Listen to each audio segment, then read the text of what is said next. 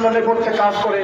এই দলটি বাংলাদেশের স্বাধীনতার বিপক্ষে গিয়েছিল, বাংলাদেশের স্বাধীনতা তারা চায় নাই, বাংলাদেশের অস্তিত্বকে তারা বিশ্বাস করে না।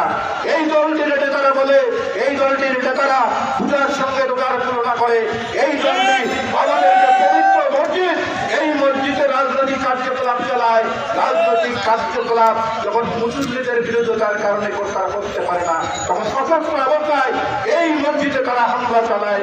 প্রিয় বন্ধুগণ, তারা তো এই কর্ম করবে কারণ তারা ধর্মকে পুঁজি করে দেন, রাজনীতি করে, মানুষকে বিভ্রান্ত করে, মানুষকে বিপদগামী করে। তারা আজকে নির্বাচনের নামে ক্যাম্পিং করছে। তারা বলে যে তাদের মার্কায় নাকি ভোট দিতে বেহেশতে যাওয়া যাবে। আপনাদের কাছে প্রশ্ন, দেশবাসীর কাছে প্রশ্ন, যে এই ভোটটাই কি বেহেশতে যাওয়ার মাপকাঠি?